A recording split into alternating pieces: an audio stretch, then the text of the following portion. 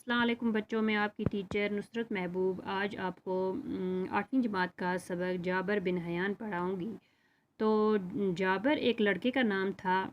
Bin Hayyan मतलब जाबर Hayyan का बेटा है, हयान उसके बाप का नाम था। आज हम जो कुछ इस सबक में पढ़ेंगे वो जाबर की ज़िंदगी के बारे में है कि जाबर के का बचपन किस दौर से गुज़रा, बचपन में कौन से अपनी ज़िंदगी में उसने कौन से मुश्किलात का सामना किया, उसने ज़िंदगी में क्या हासिल किया, तालीम कहाँ पे हासिल की, उसने अपनी ज़िंदगी में कौन कौन सी चीज़ें बनाई और क्या क्या सीखा। तो बच्चों चलो आज हम अपना सबक स्टार्ट करते हैं कि देखते हैं क्या क्या इस सबक में हम पढ़ेंगे।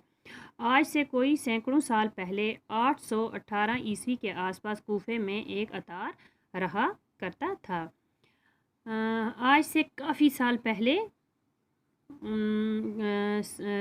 कूफा में एक अतार बोलते हैं अतर भेजने वाले को। मैंने यहाँ कुछ अल्फाज मैंने लिख के रखे हुए हैं क्योंकि वीडियो बहुत बड़ी हो जाती है लिखते लिखते, तो इसलिए मैंने यहाँ पे लिख के रखे हैं। अतार बोलते हैं अतर भेजने वाले को।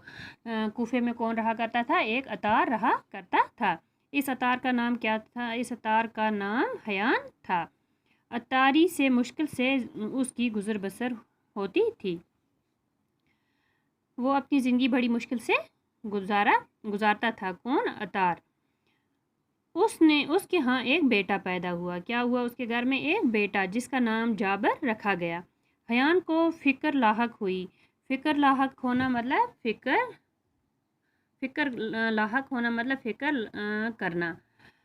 तो उसको बहुत फ़िक्र हुई कि अब पैसे कहाँ से आएंगे और ज़िंदगी कैसे चलेगी।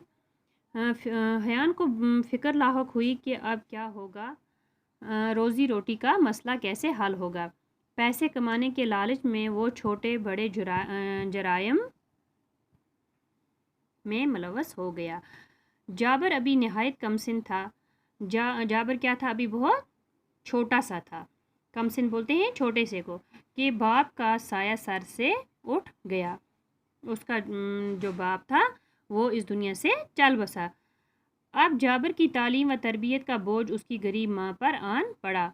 माँ ने कमसिन जाबर को कूफा के बाहर गांव में अपने रिश्तेदारों के यहाँ भेज दिया। माँ ने क्या किया कि जाबर को अपने किसी रिश्तेदार के पास गांव में छोड़ दिया। इस तरह जाबर को बचपन के ये दिन देहात के आज़ाद फ़िज़ा में गुजारने का मौका मिला। जाबर ने कहाँ पे गुजारी अपने बचपन के दिन? गुजारे देहात में, यानी गांव में गुजारे। गांव में इससे मामूली तालीम मैसर हुई, अलबत्ता तलाश व जस्तजू का मादा इसमें कूट कूट कर भर गया। कुछ साल गांव में गुजारने के बाद जाबर वापस कूफा आया। इन दिनों कूफा में उम्दा तालीमी माहौल था। जाबर में मज़ीद तालीम हासिल करने का शौक़ पैदा हुआ। चनांचे इस मकसद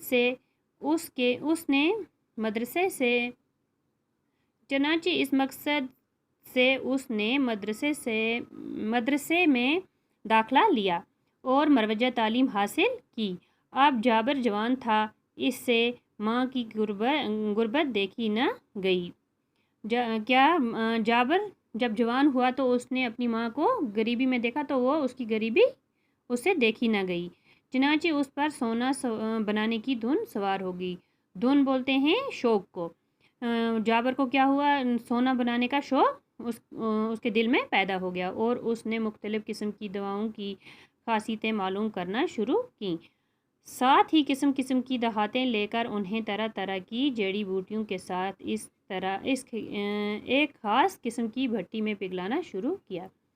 जाबर ने क्या किया? जड़ी बूटियों और दवाइयों को आपस में मिलाकर भट्टी बोलते हैं बहुत बड़े चूल्हे में पिघलाना शुरू किया।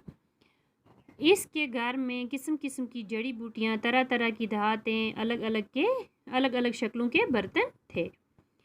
क्या था जाबर के घर में? क्योंकि वो सोना बनाना चाहता था, उसने तरह तरह की दवाएं और जड़ी बूटियों को आपस में मिलाकर सोना बनाना चाहता था।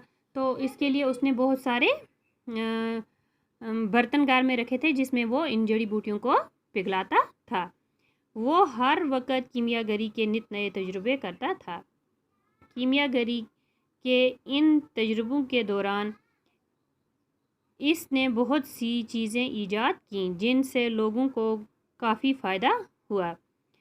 جب وہ تجربہ کر رہا تھا تو اس نے نئی نئی چیزیں اس تجربے کے دوران بنائی جن سے لوگوں کو بہت فائدہ ہوا۔ اس طرح جابر کی شہرت دور دور تک پھیل گئی اور ان چیزوں سے جو ہے جابر مشہور ہو گیا۔ ہارون رشید جو اس وقت بغداد کا خلیفہ تھا۔ کون تھا ہارون رشید؟ اس وقت بغداد کا خلیفہ تھا۔ جابر کو بغداد آنے کی دعوت دی۔ کس نے دی بغداد آنے کی دعوت؟ ہارون رشید نے جابر کو بغداد آنے کی دعوت دی۔ جابر بغداد گیا تو اس کی بڑی قدر ہوئی۔ خلیفہ نے اسے انعام و کرام سے نوازا۔ جابر سے پہلے دنیا علم کیمیائی یعنی علم کیمیائی کس کو بولتے ہیں؟ کیمسٹری، یعنی کیمسٹری کی دنیا سے وہ بہت دور تھے، میں تجربات کی اہمیت سے ناواقف تھے۔ جابر سے پہلے دنیا علم کیمیائی یعنی کیمسٹری میں تجربات کی اہمیت سے ناواقف تھی۔ اس نے کیمیائی تجربات کیے، ان تجربات کا اصول اور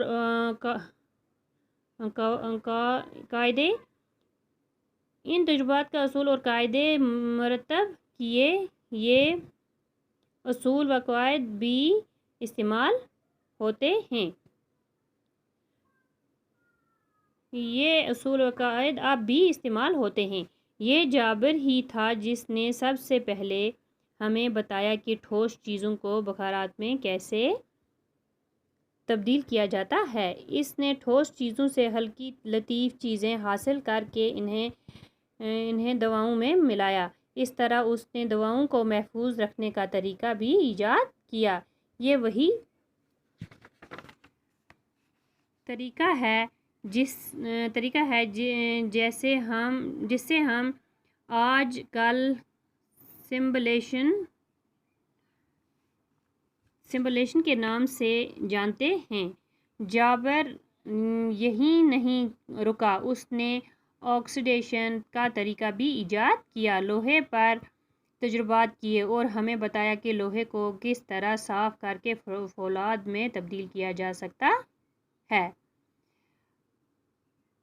جابر نے ہمیں دکھایا کہ لوہے کو کیسے زنگ سے بچایا جا سکتا ہے۔ اس نے چمڑا رنگنے کا طریقہ دریافت کرنے کے ساتھ ساتھ بالوں کو کالا کرنے کا نسخہ بھی تیار کیا۔ عرق کشید کرنے کا آلہ بھی اسی ذہین کیمیا گری کی ایجاد ہے۔ یہ وہی آلہ ہے جسے ہم